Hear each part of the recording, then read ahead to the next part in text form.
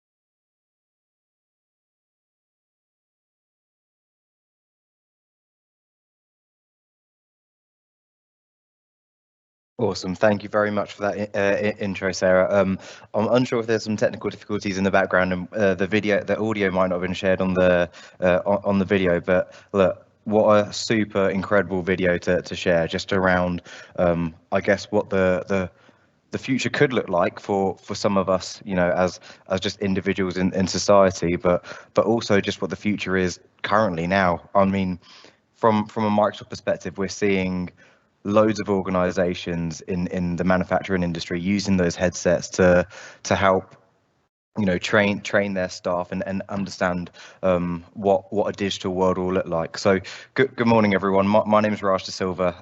I am actually an apprentice at Microsoft, and just wanted to start by talking about Microsoft's mission. So it's to empower every person and every organization on the planet to achieve more.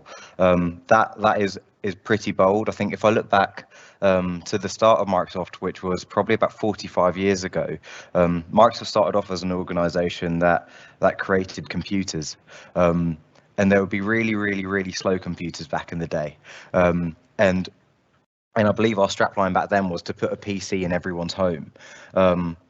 You know, we've come a long way from in 50 years time, you know, from having personal computers, laptops in the household to everyone having mobile phones. And yeah, it will be really interesting to see where we'll be in the next 50 years, and really hoping that you guys, you know, who are listening to this call, to myself, will be part of that. If we could move on to the next slide, please. So just to do a quick introduction to myself. So Raj De Silva, I've been at Microsoft for, blimey, it's coming up to 5.5 years now, and I joined on the apprenticeship scheme. So I started when I was 21. In fact, let's start from the beginning, right? So I was in your shoes. I was at school. I was doing my GCSEs, and everyone was talking about careers and what to go do. And if I'm being totally honest, I was quite scared and have no idea. And I had pressure from, if I'm being stereotypical, Asian parents around wanting to go into to certain industries like healthcare. And then I was doing my A levels, and everyone was applying for university around me, all my friends, and I was a bit nervous and apprehensive around going to university because I didn't feel like I was going to choose, you know, a path or a degree or an option that I truly was passionate about. So what I did was I actually stayed in work. So I was working on the side in retail at Staples. I think they used to be called Office Outlet, and then they no longer exist. But I was working on the business machines department there, selling laptops and printers to everyday consumers walking into the shop. And every month, a Microsoft rep would come in, and they'd come and showcase to us like the brand new latest laptops, why they're so cool and innovative, and comparing them to Apple and Google products. And I was like, wow, this is quite a, you know, cool bit of kit here. Interesting to see what it's going to be like in, you know, next month when a new laptop comes out. So whilst I was working in retail, I was thinking, oh, do you know what? I actually would much rather work for a big IT company, but I didn't really know what I kind of wanted to do or how to approach it, especially because I hadn't gone to degree and you know, gone to university. Loads of my friends were at university. They were studying for their degrees in all sorts of fields. But I really wanted to go into tech, but I really didn't want to go to university. And I was really grateful at the time back then that the apprenticeship path was a program, and it was available for Microsoft. Many other tech industries, so and tech companies and our partners like HP, Lenovo, Dell, Google, Apple, they were also offering apprenticeships as well. But I applied to the Microsoft one mainly because I guess I was quite excited by the person who was coming into store to train me up on all the laptops. And yeah, once I applied, there was one hell of a journey to get into Microsoft, because there were assessment centers and interviews, but I managed to get in on a business admin level 3 apprenticeship, and I actually moved from my hometown, which is Northampton, to Reading to go and pursue that job. And I started off in the consumer side, so actually working with retailers. So think about yourselves. You know, you students going into, if you're trying to think about, right, I need a new laptop for school next year, what am I going to go get? Going into a Curry's PC World, going into a John Lewis and figuring out what laptop do I need for school. I was now on the other side of the fence. I was Microsoft selling into John Lewis, Curry's PC World, and making sure that they were buying Microsoft laptops and not Google laptops or Apple laptops. And it was quite exciting being on and stimulating being on that side of the fence. So I had an interest in technology, but I didn't really know what I wanted to do for a career, even when I started off at Microsoft. And Microsoft is a huge place, and I'll talk to this onto the next slide, just around digital skills and how digital doesn't just mean you work in IT. But I'll just quickly play this video around another personal element of my role at Microsoft. Is I currently work in the healthcare team. So incredible to see the impact that we can have to individuals' lives. And yeah, if we could just play the video, please. There we go.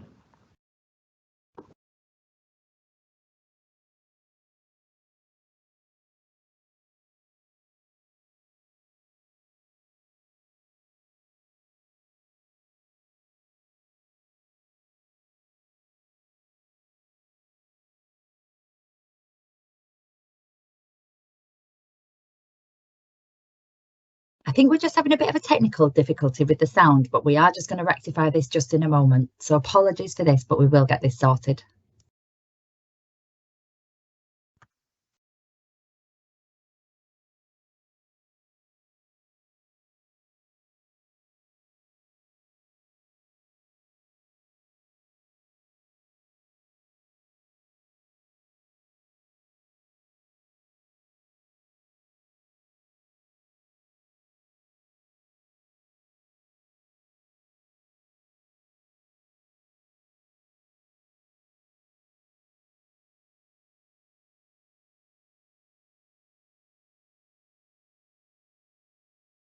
Raj, just while we're sorting this out, can I ask you just to talk a little bit about the application process for your apprenticeship at Microsoft, and whether it met expectations or not, what was included in that? Yeah, sure. So when I remember it was just after one of my birthdays. It was a February, and it was the moment when I decided to actually go apply for an apprenticeship. And I was just on the Microsoft website, and I searched apprenticeships, and it came up and it said I had 48 hours left to apply, because I was fortunately in the window where they just opened the applications they were in, and they were just about to shut it. And I hadn't really gone through the application process previously in any other field. So, you know, when we think about applying for university and your UCAS points and your applications to universities, I hadn't been through a process, but it was pretty similar. So they ask you an array of questions, asking about yourself personally, experiences you've had, and then it's more around why have you chose Microsoft, and why have you, why do you want to explore tech? So it was just answering those questions, but there were so many other phases to it. So just to share, after my application got submitted and accepted, I had numerous interviews with random stakeholders within Microsoft just to make sure that I was the right character fit. What they're after more is more personality. It's not around what have you done. It's, is this person, you know, willing to learn and wanting to, and are they curious about the future? And then after that, there was an in-person assessment centre with about 100 other people applying for a few roles within Microsoft for an apprenticeship, and various different assessments, whether they'd make you go do a group task, just to see how your thinking and your leadership is within a group. I remember we had to kind of build like a bit of scaffolding out of spaghetti and marshmallows, just to see how you know, different people think, and various other exercises. But yeah, quite exciting, and it was my first proper interview process. So yeah, I'll tell you what, I was super nervous at the beginning, but yeah, learned a lot since then. It's so interesting how different organisations have different application processes, and your experience will be completely different to, say, the private sector. So it'd be nice to come back to that when we get to the Q&A section. But for now, I think we have got the video sorted. So we're going to give it a try.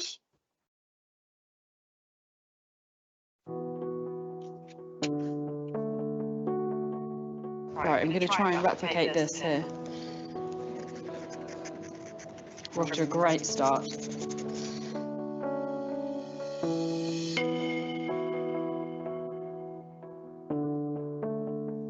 I tend to kind of just avoid doing sketching and writing now because it's not really worth it if you get something like that.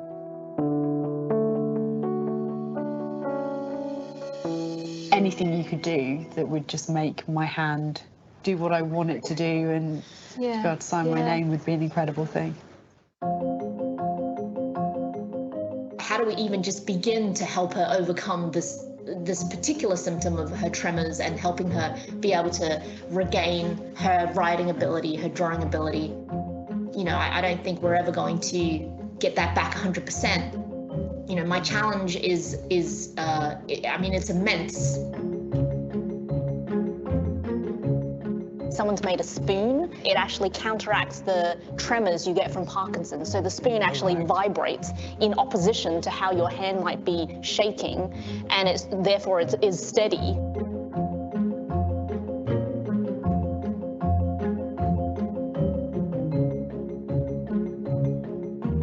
I'm making a very rough prototype, and what this board does is I can connect into it through these wires, these tiny coin cell motors. So these motors will vibrate. Hello. Hi, I'm Alison. It's affecting something. I don't quite know what's happening. Something is going on with it. What this is doing is it's short-circuiting whatever feedback loop there is between the brain and the hand that's causing the tremors. I'm on to something, right? I'm on to something.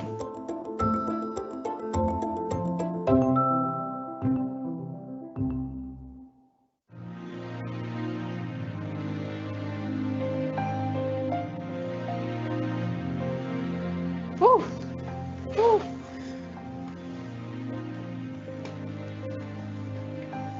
Jesus Christ.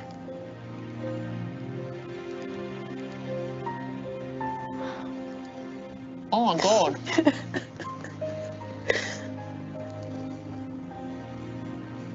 It makes me forget that I have a tremor.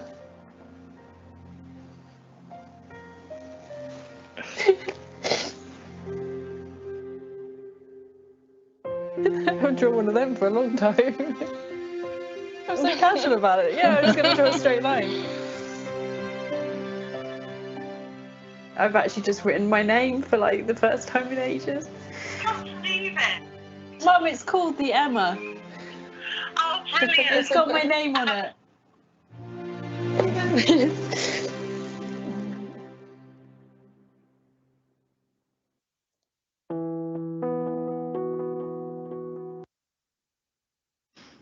Awesome, quite a tear-jerking a video that, and it truly highlights and represents, you know, back to the mission of Microsoft, right, to empower every person and every individual to achieve more. For me personally, they're more than just words. So my older brother, he suffers from Prader-Willi syndrome, autism, and he's been a direct beneficiary of technology his whole life. In fact, his first special needs school. So he was born in Sri Lanka, and we moved over to England. His first special needs school was Longford Park School in Stretford, and my school was Moss Park Infant School. So as much as I sound like a Southerner, because we did move down for my dad's job, I was born in Manchester. But yeah, the amazing impact that technology can have to people from a healthcare standpoint. And my current role at Microsoft is a healthcare account executive. So I work within the healthcare team at Microsoft, and it was stories like that. So when I was sitting in the consumer side, I was talking earlier around how Microsoft is such a big place. I was sitting on the consumer side, and I would be going to these conferences at Microsoft, and I always felt like, okay, I kind of get the consumer side, like going into a shop, how does Microsoft show up?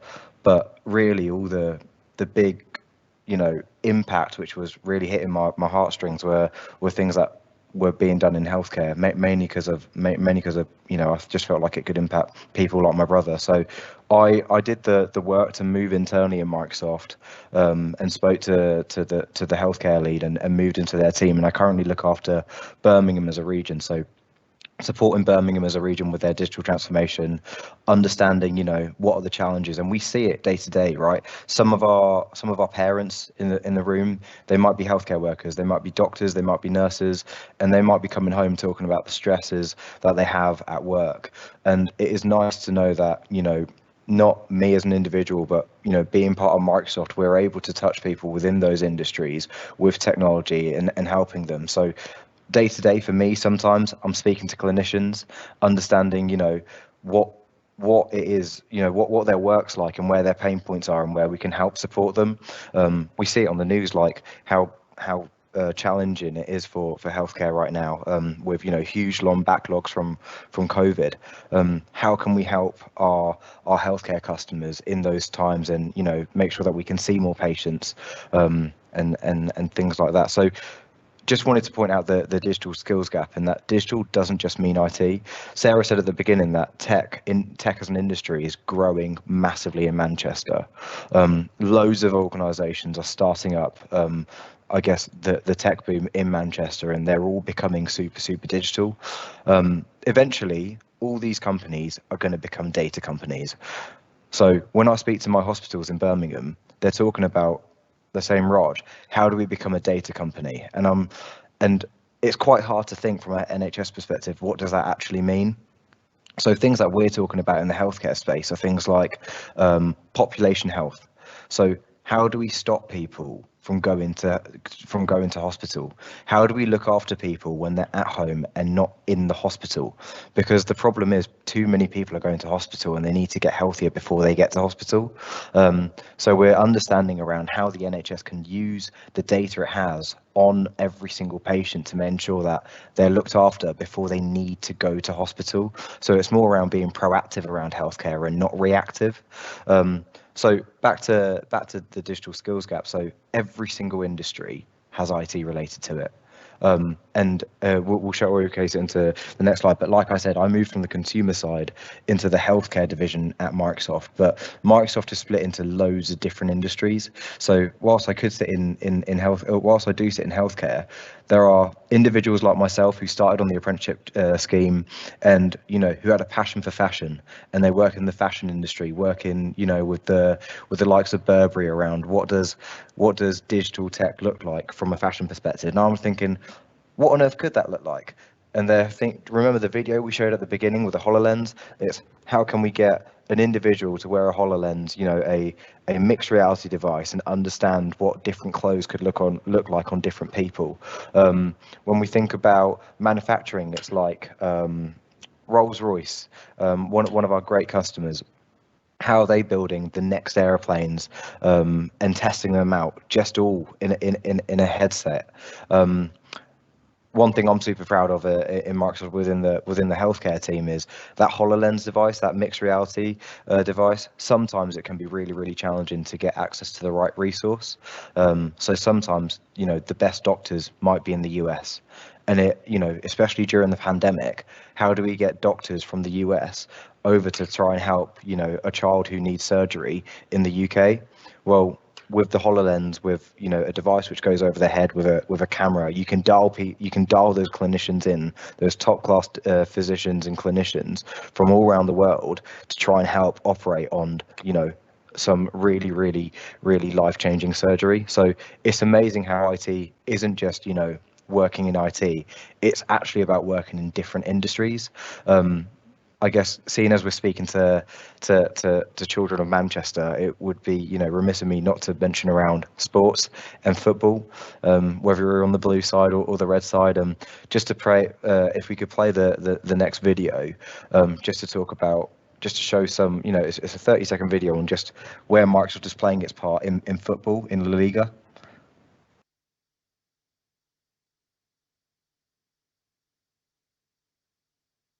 Microsoft La Liga, official global partner. Opponents passed by passes. A soccer player in red passes a ball to a teammate. Animated circles appear beneath them with numbered squares above opponents in blue. After a second pass, players in red maintain possession, then score a goal. Words appear. Getafe, top 1. Opponents passed by passes. Microsoft takes you deeper into the game. It's your game. Microsoft La Liga, official global partner. Microsoft La Liga, official global partner. Awesome. So that video just showcases if you've got a passion for football, you've got a passion for data, Microsoft Technology is helping footballers, football management, football coaches with data to help improve, players' performances. So if I can think about it, back, when I first started watching football, we used to get a really small amount of stats. Even when you're playing on FIFA, whether you're playing on Xbox or PlayStation, you used to get just a very limited amount of stats around pass possession, pass completion, and stuff like that. But with data, with cloud computing and with sensors, the ability to be able to map out how big a football pitch is, the distance between one player to another, those stats are really important. When you think about creating FIFA stats and understanding how good is a footballer's pass accuracy, those stats come from cloud computing right now. They come from a computer working in tandem with a camera and understanding what is happening on that pitch. And those data points are being really are super insightful for managers and coaches in terms of getting the best out of their teams.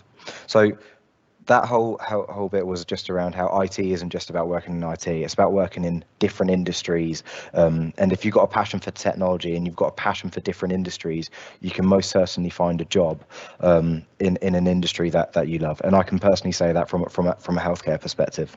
So apprenticeship opportunities. So from an overview for myself, I've done two. So I started off on the level 3, which was the equivalent to 2A levels, and after my level 3, I did a level 6 full-time degree, which is a 3-year program in business-to-business sales for Microsoft.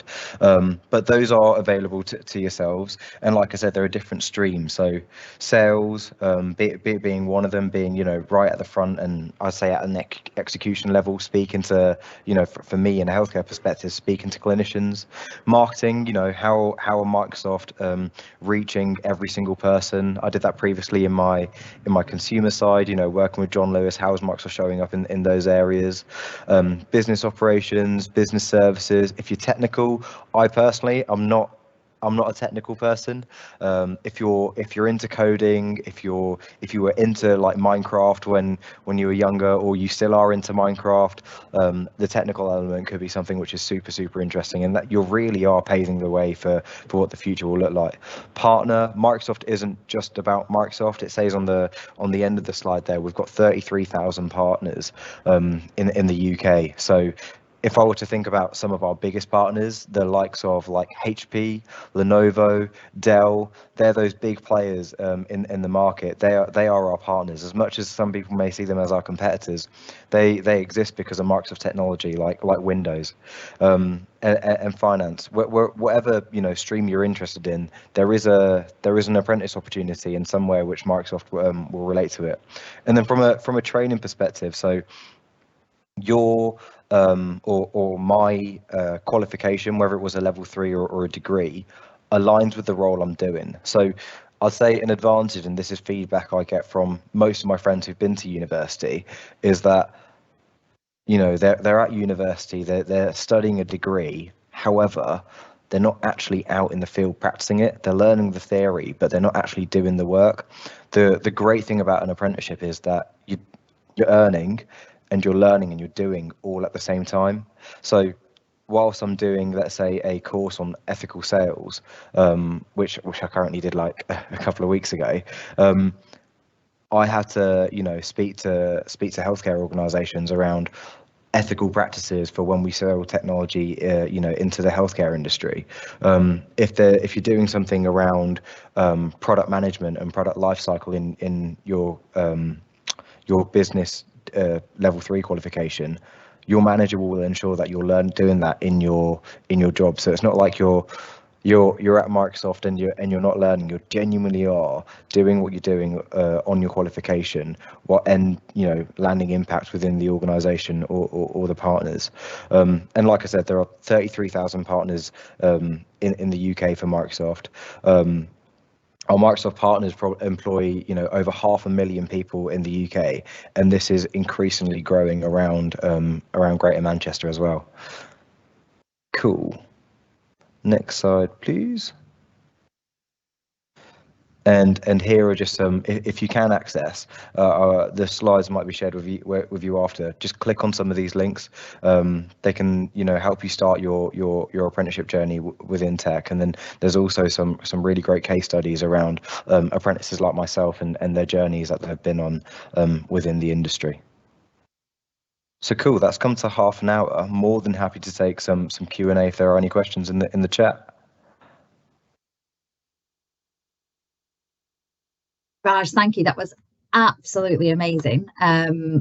Firstly, when I think of tech, I don't immediately think of healthcare and how much it can actually make a massive difference to people. I thought your presentation was absolutely wonderful. And also, who would have thought that tech's all over football? It's not something that I would have thought of. And I thought your presentation just really showed that tech is everywhere. And there's so many roles and so many opportunities for young people and different apprenticeship opportunities as well. So it was absolutely fantastic. So we have had some questions. So I'm just going to run through some questions. So you mentioned hospitals before, and someone's put a question in the comments here saying, do you have any interesting information on how data can be used to help hospitals? Yeah, absolutely. So when we think about some of the use cases around data for healthcare, there's loads. We think about, like I said, around population health management. So every single patient or every single person will have some sort of patient record, right? And it's an absolute bugbear in the NHS as well. Because I remember, so I currently live in Manchester, but I moved from Reading, where I moved for the apprenticeship, to Manchester. And I remember when I had to go sign up for my GP, and I went to the GP, and they were like, and I was like, I'm Raj, I've just moved from Reading to Manchester and just want to go get some new blue inhalers for my asthma. And they said, oh, right, we need to go find your patient record. It's supposedly in Reading, but it's not here right now. So instantly, when we think about cloud computing and data being stored in the cloud, okay, that patient healthcare record should be easily accessible for anyone, anywhere, right? But for some really frustrating reason, it's not. So data in that sense, we need to understand around how people move from place to place and how that data should be accessible. So first of all, there's that. If we take Birmingham as a region, okay, and you look at statistically, we could take all the patient records from Birmingham and understand, back in the 70s, the 60s, there was a huge industrial revolution that took place in Birmingham, right? In fact, I think they call it the Black Country because of all the smog which happened, all the smoke and the fog that existed in the region. And if you actually look at the data, you'll understand that a large proportion of Birmingham, or a large proportion of the country, actually have large lung challenges, a huge amount of asthma related deaths within Birmingham. So if we have all that data on individuals, patients, around their genetics, so what their parents, where people's parents lived, if they lived in the Birmingham region, we can understand and we can target and approach people to, be more proactive around their health. So if it's things like smoking, for example, okay, would not recommend it to anyone. However, let's say you didn't know, but your parents' parent, your grandparents lived in Birmingham. Hospitals should be able to use data in the sense of understanding which patients, which people, which segments of areas where people will have children, and they may have asthmatic conditions, and then hospitals and public health should be able to look after those individuals before they get into a challenging situation around their health, if it's related to asthma and respiratory. So yeah, I guess that's a good use case around how hospitals can start using their data. That's absolutely incredible. Really, really interesting. We've also had another question. It's amazing how tech can be across all industries. like we said before, with the football, healthcare, absolutely everywhere. But we've had a question. What subjects do you think can really support me moving into tech whilst at school? What subjects? Oh, I would say think about the industries you think you're passionate about. Definitely try and take IT if it's there, you know. Yeah, it's more just the IT degrees. For me, if you're thinking about getting into tech, apprenticeships are probably the right way to get into them. A way of proving that you've got skills is try coding. I know we've done loads of hackathons with schools around trying to hack ideas and solutions and create applications for classrooms. So if you're applying for an apprenticeship program, it doesn't really matter about, you know, having the background and the fact that you've pursued something like IT as a subject. That's brilliant.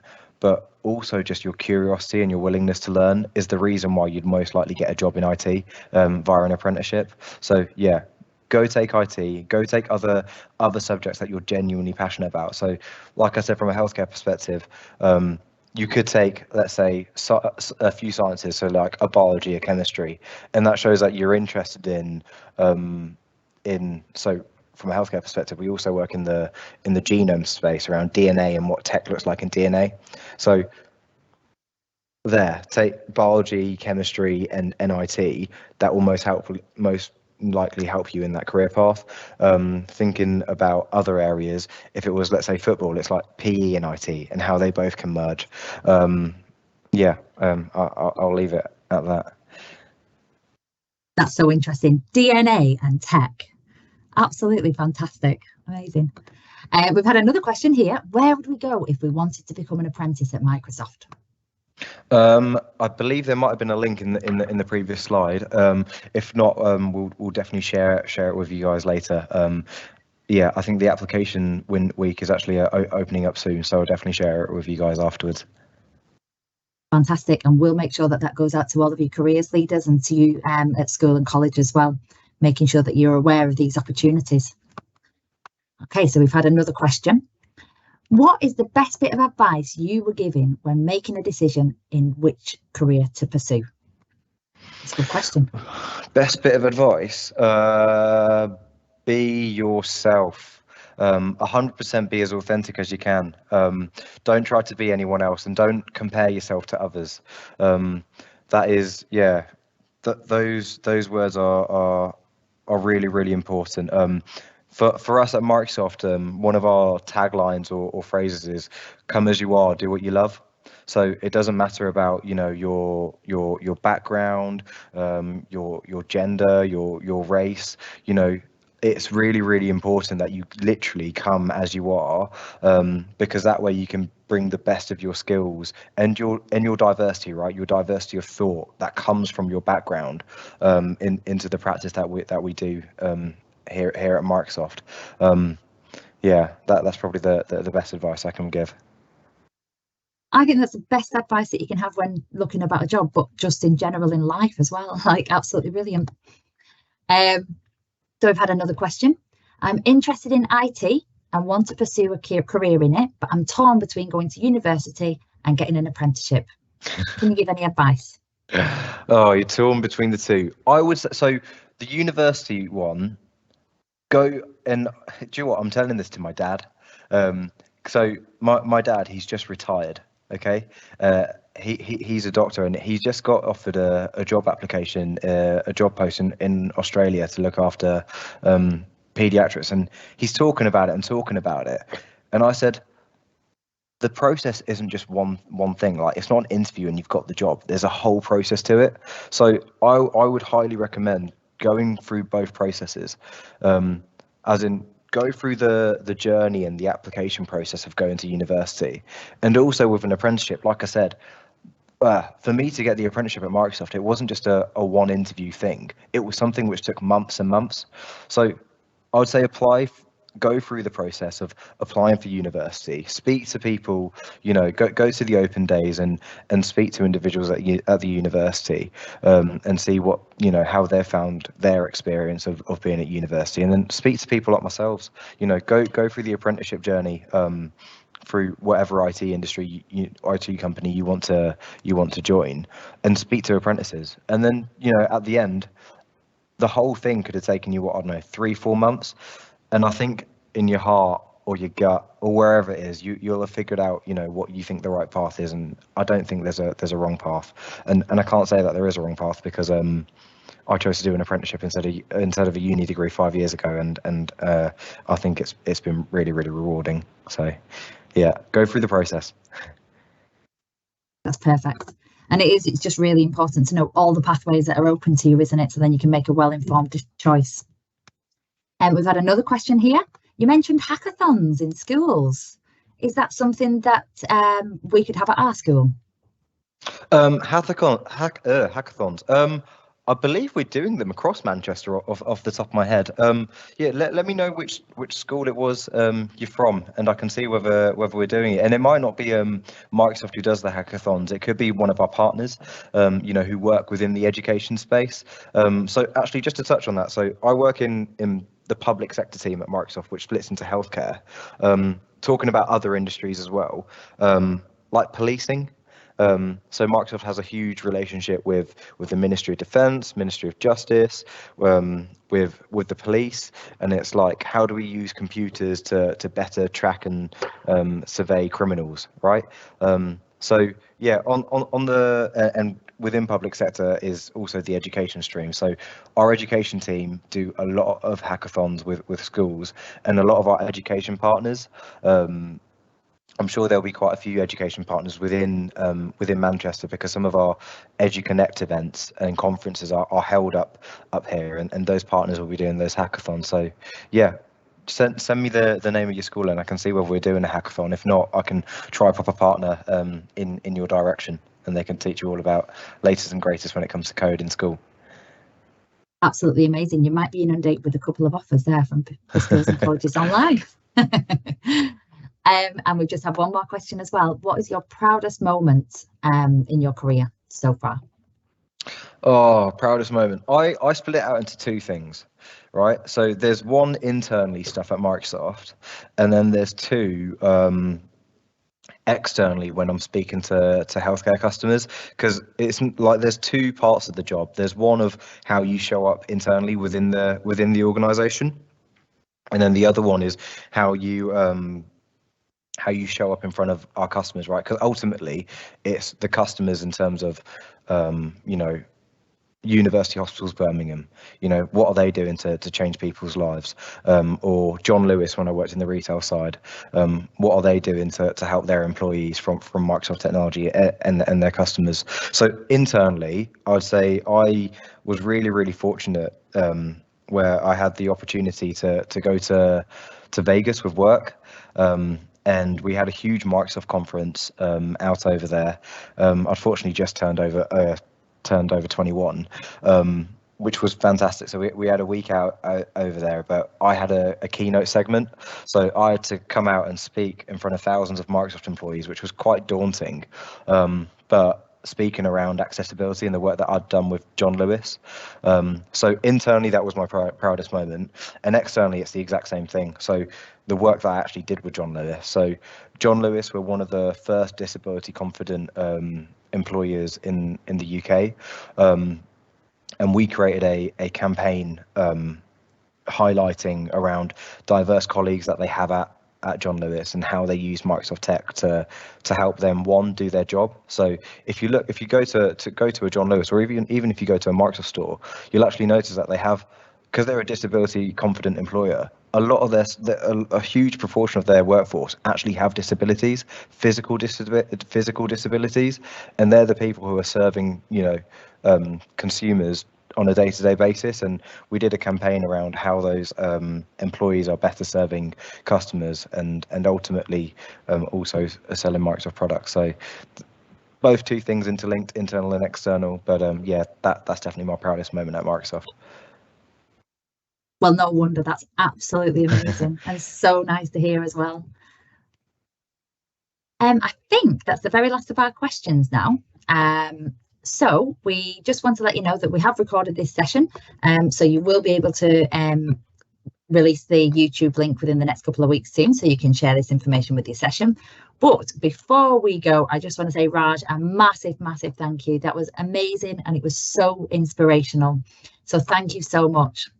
And to everybody who's joined today, thank you for joining us. We hope you found the session useful, and you can now keep up to date with all things Meet Your Future at GMAX, and the link is now on the screen. So GMAX is your Greater Manchester Apprenticeship and Career Service platform, where you can find out more about careers, apprenticeships, opportunities, all open to you. Many of you will already be using this, but if you need to speak to your teachers to find out more, please do.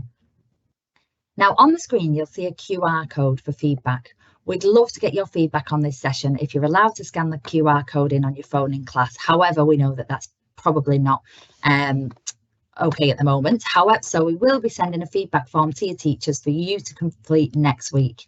There's also one for teachers to complete as well, because it's really important for us to get your feedback, so then we know if the Meet Your Future sessions are helpful for you and how we can improve them for the future. But that leads me on to just say a massive thank you for you all to join us, and I hope you have a fantastic day.